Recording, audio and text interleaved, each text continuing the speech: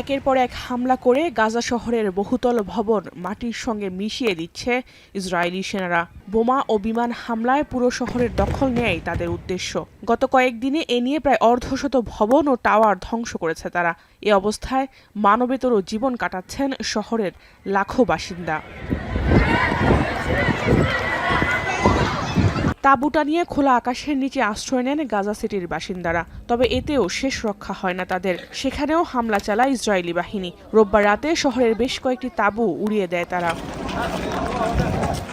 মুসলিম দেশসহ বিশ্বের সব দেশগুলোকে ইসরায়েলের সঙ্গে সব ধরনের সম্পর্ক ছিন্ন করার আহ্বান জানান ইরানের সর্বোচ্চ নেতা আয়াতুল্লাহ আলী খামিনি। এছাড়াও গাজা শহরে ইসরায়েলের এ ধরনের হামলার নিন্দা জানিয়েছে সংযুক্ত আরব আমিরাত ও মিশর।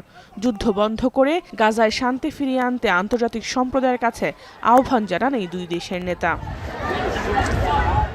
তবে শিগগিরই গাজা যুদ্ধবিরতি চুক্তি সম্পন্ন হবে বলে জানান মার্কিন প্রেসিডেন্ট ডোনাল্ড ট্রাম্প। এ নিয়ে এরই মধ্যে ফিলিস্তিনের স্বাধীনতাকামী গোষ্ঠী হামাসের সঙ্গে কূটনৈতিক আলোচনা এগিয়েছে তার। নিউ ইয়র্ক সফর শেষে ওয়াশিংটনে ফিরে সাংবাদিকদের প্রশ্নের জবাবে একথা বলেন তিনি।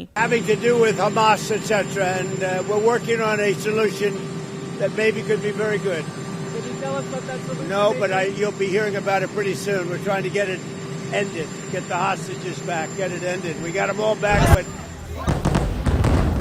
যুদ্ধবিরতির শর্ত হিসেবে সব বন্দীদের মুক্তি দিতে হামাসকে শেষবারের মতো হুঁশিয়ারি দেন ট্রাম্প। সামাজিক যোগাযোগ মাধ্যম ট্রুথ সোশ্যালে দেয়া এক পোস্টে কথা বলেন তিনি। জানান ইসরায়েল যুদ্ধবিরতি শর্ত মেনে নিয়েছে, এখনো সময়ে হামাসের সম্মতির।